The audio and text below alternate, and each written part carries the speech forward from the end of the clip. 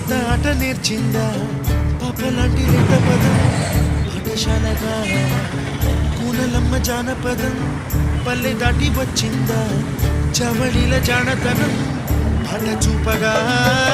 కుంచెలో దాగే చిత్రాలు ఎదురొచ్చేలా అంతటా ఎన్నో వర్ణాలు మంచులో దాగే చైత్రాలు బదులిచ్చేలా ఇంతలా ఏవో రాగాలు